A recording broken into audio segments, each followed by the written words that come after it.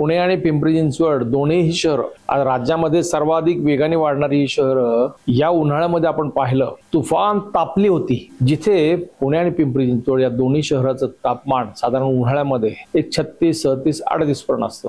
आता ते 40, 41, 42 डिग्री पर्यंत जाते. जिथे आपण जळगाव किंवा विदर्भ, मराठवाडा हा उन्हाळ्यामध्ये तापलेला असतो, पुणे आणि पिंपरी चिंचवड सहसा इतकं तापमान नसतं. याची कारणंही तशीच आहेत. त्याच्यावरती फार गांभीर्याने विचार करण्याची गरज आहे. त्यासाठी खास हा व्हिडिओ करतोय. नमस्कार, मी अविनाश चिलेकर, पीसीबी टुडे मध्ये आपलं स्वागत आहे. बेसुमार कॉन्क्रिटीकरण आणि बेसुमार वृक्षतोड दोनही शहरांची ही व्यथा आहे. कॉन्क्रिटीकरण, दोनही शहरांमध्ये सिमेंटच्या रस्त्यांचं जाळं तयार होतंय. म्हणजे स्मार्ट सिटीच्या नावाखाली ज्या काही सुधारणा झाल्या, जे काही प्रकल्प राबवले गेले, ते प्रत्येक ठिकाणी सिमेंटचे रस्ते ज्या प्रमाणामध्ये वाढलेले आहेत त्या प्रमाणामध्ये या शहराचं, दोनही शहरांचं तापमान वाढलेलं आहे. परवाचाच किस्सा, परवा एका पर्यावरणप्रेमी कार्यकर्त्यांनी तापमापक घेतला आणि सिमेंट रस्त्यावर जाऊन त्याचं तापमान मोजलं.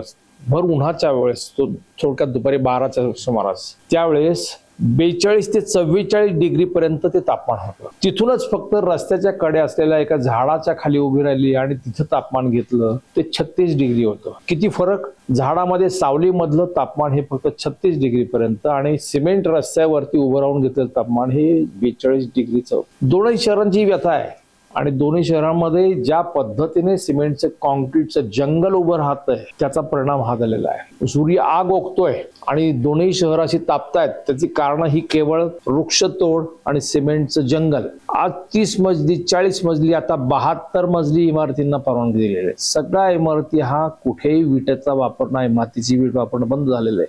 संपूर्ण सिमेंटचं आहे. त्याच्यामुळे ती घरं तापलेली असतात अक्षरशः. मित्रो, सिमेंटच्या जंगलाबरोबर वृक्षतोड या शहरामध्ये, दोनही शहरांची वृक्षराजी, हिरवाई ज्याला आपण म्हणतो, एकूण शहराच्या विकास आराखड्यामध्ये निवासी भाग किती आहे, पाणथळ किती आहे, नंतर त्याच्यामध्ये जंगल किती आहे, म्हणजे ग्रीन पट्टा, हिरवा पट्टा किती आहे, याचा एक मोजमाप असतं.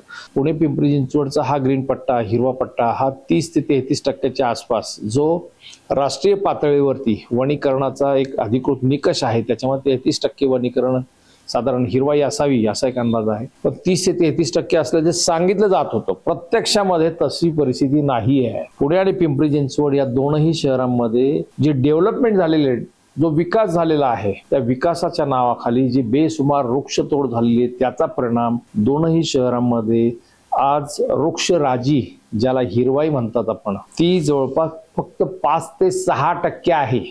सरकारी कागदोपत्री महापालिका जरी किती सांगत असल्या की 33%, 30%, तशी परिस्थिती नाही, हे वास्तव आहे. परंतु महापालिका ती वस्तुस्थिती लोकांपासून दडवून ठेवतात. परवाचाच किस्सा आहे. मेट्रो आणि BRT ह्या दोन रस्त्यांच्या निमित्ताने जी काही वृक्षतोड होणार आहे त्या संदर्भामध्ये पुण्यात पुणे महापालिकेच्या उद्यान विभागाची एक सुनवाई झाली होती. त्या सुनवाईला जवळजवळ 50 पर्यावरणप्रेमी उपस्थित होते. सर्वांनी त्याबद्दल या शहरात एकूण झाडं किती आहेत त्याचं मॅपिंग झालेलं आहे का, किती वृक्षतोड होते, किती वृक्षारोपण होतं, याचा जाब प्रशासनाला विचारला. प्रशासन निरुत्तर झालं.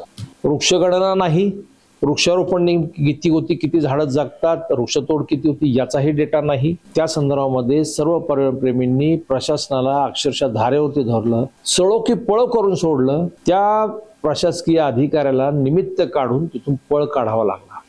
हीच परिस्थिती पिंपरी चिंचवडमध्ये झाली होती. पिंपरी चिंचवड शहरामध्ये एक साधारण 6 महिन्यापूर्वी मुळा नदीच्या सुधार प्रकल्पामध्ये जवळपास 1000 झाडांची तोड होणार, त्याला पर्यावरणप्रेमींनी विरोध केला म्हणून प्रशासनाने सुनवाई घेतली होती. जनसुनवाई झाली. जवळपास 150 पर्यावरणप्रेमी उपस्थित होते. प्रत्येकाने या संदर्भामध्ये प्रशासनाला जा विचारला, ही झाडं तोडण्याची गरज आहे का, ती वाचवता येत नाही का, ती वाचवलीच पाहिजेत, कशी वाचवता येतात वगैरे वगैरे हे सगळं सांगितलं. त्यावेळेसचे जे अधिकारी होते गारगोटे म्हणून, त्यांनी फक्त ऐकून घेतलं आणि तिथून नंतर पळ काढला. एकाही प्रश्नाला ते उत्तर देऊ शकले नाहीत. अत्यंत तळमळीने त्यावेळेस सर्वांनी प्रश्न उपस्थित केले. प्रशासनाला जा विचारला, काहीही उत्तर प्रशासनाला देता आलं नाही. पिंपरी चिंचवड शहराच्या बाबतीत जवळपास 200 उद्यान आहेत. म्हणून हे शहर उद्यानांचं शहर म्हणून गणलं जातं. पर्यावरण अहवालामध्ये दरवर्षी जो जून मध्ये पर्यावरण अहवाल प्रसिद्ध केला जातो त्याच्यामध्ये सांगितलं जातं 33% ग्रीनरी आहे. तशी परिस्थिती नाहीये. या शहरामध्ये 35 लाख झाडं आतापर्यंत वृक्षारोपण केलं तर सांगितलं जातं. झाड आहेत वृक्षगणनेत असं मागचं एक रेकॉर्ड सांगतं. प्रत्यक्षात ते सुद्धा खोटं आहे. त्यांनी आकडा देताना सांगितलं 32 लाख वगैरे वगैरे अशी काहीतरी फिगर दिलेली त्यांनी की 32,16,799 झाडं असल्याचा त्यांचा अहवाल आहे. प्रत्यक्षात तशी परिस्थिती नाही. दरवर्षी जी वृक्षतोड होतीये ती बेसुमार आहे. जिथे जिथे दाट झाडी होती ती झाडं तोडून मोठ्या प्रमाणावरती इमारती उभ्या राहत आहेत, नवीन नवीन प्रोजेक्ट उभे राहत आहेत. त्याची कुठेही गणना नाही. महापालिकेचा एक नियम आहे, जर तुम्हाला एक झाड तोडायचं असेल तर गुंठ्याला एक झाड लावायचं, 1 गुंठ्याच्या प्रमाणात 1 झाड लावायचं. त्यासाठी 10,000 रुपये डिपॉझिट महापालिकेकडे अनामत म्हणून जमा करायची. महापालिकेकडे अशा प्रकारे गेल्या 8-10 वर्षामध्ये 200 कोटी रुपये डिपॉझिट म्हणून जमा झाले. याच्यावरून लक्षात घ्या किती झाडांची तोड झालेली आहे. ते डिपॉझिट 5 वर्ष तुम्ही त्या झाडाची पुन्हा म्हणजे त्याची संगोपन केलं, ते झाड वाढवलं, ते 25 सेंटीमीटर पर्यंत त्याची जाडी झाली, त्याचा बुंधा झाला की त्याच्यानंतर ते डिपॉझिट तुम्ही परत मागू शकता. एकही बिल्डर आतापर्यंत पैसे परत न्यायला आला नाही किंवा ज्यांनी ह्या परवानग्या घेतलेल्या आहेत त्यापैकी एकानेही हे डिपॉझिट परत मिळावं म्हणून अर्ज केलेला नाहीये. म्हणजे जी झाडं तोडली ती तोडली कायमची, परत गणना त्याची वृक्षगणना झालेली नाही, हे वृक्षारोपण झालेलंच नाही. दरवर्षी साधारण 2 लाख झाडं पिंपरी चिंचवडमध्ये लावलं जातात. पुण्यामध्ये 5 लाखाच्या आसपास वृक्षारोपण होतं सांगितलं जातं. हे फक्त कागदोपत्री आहे. प्रत्यक्षामध्ये रिझल्ट 0 आहे. पिंपरी चिंचवड शहरामध्ये यापूर्वी किती वृक्षतोड होती याचा एक साधारण अहवाल काही कार्यकर्त्यांना मागितला होता. तर गेल्या 6 वर्षामध्ये जवळपास 21,338 झाडांची वृक्षतोड झाली आहे असं सांगितलं गेलं. प्रत्यक्षामध्ये मागील 7 वर्षामध्ये 9,64,117 झाडांचं रोपण केलं आणि जवळपास निम्मी झाडं तोडलेली आहेत जे रेकॉर्डलाच नाही. बेकायदा वृक्षतोड प्रचंड आहे. वृक्ष छाटणीच्या नावाखाली वृक्षतोड केली जाते. म्हणजे फक्त 5 ते 6% ग्रीन कव्हर या शहराला राहिलेलं आहे. कसं काही इथं म्हणजे वातावरण बदलणार नाही तर काय होणार? लोकांना घरात बसणं सुद्धा मुश्किल झालं, इतका उकाडा वाढलेला आहे. त्याचं कारण असे आहे. परंतु महापालिका प्रशासनाचं त्याच्याकडे पूर्णतः दुर्लक्ष आहे.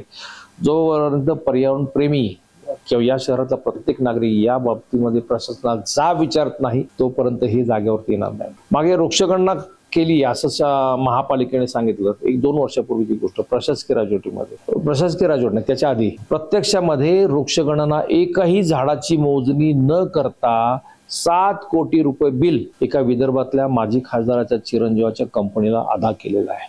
प्रशांत रावळ म्हणून एक पर्यावरणप्रेमी कार्यकर्ता आहे. त्यांनी या संदर्भात RTI खाली माहिती गोळा केली. एक झाड मोजलंय असं एकही रेकॉर्ड, एकही कागद महापालिकेकडे उपलब्ध नाही. म्हणजे अशा प्रकारे हा खोटा कारभार जो होतो त्याचा परिणाम असा आहे की संपूर्ण शहराचा आज वाळवंट होत चाललेला आहे. जे पुण्याचं आहे तेच पिंपरी चिंचवडचं आहे. दोन्ही शहरामध्ये म्हणजे काल महाराष्ट्र टाइम्सने एक चांगला सुनील लांडगे त्यांनी एक विकास प्रकल्पाच्या नावाखाली विकास प्रकल्प झाडांच्या मुळावर हरित क्षेत्र धोक्यात आल्याने पर्यावरणप्रेमी नाराज. त्यांनी संपूर्ण आकडा त्याच्यामध्ये दिलेले आहे, कारणं दिलेली आहेत की हवामान बदल आणि तापमान वाढ, वृक्षतोडीचे परिणाम काय होतात, पाण्याचं चक्र बिघडणं, जमिनीची धूप, नापीक, जैवविविधतेचा ऱ्हास, नैसर्गिक आपत्तीचा धोका, पर्यावरण रक्षणासाठी महापालिका असमर्थ. पुणे नगरीने एक साधारण 27 मेला मध्ये कालच एक बातमी दिली होती. बेसुमार काँक्रिटीकरणामुळे पुण्यात उष्णतेचे बेट तयार होते.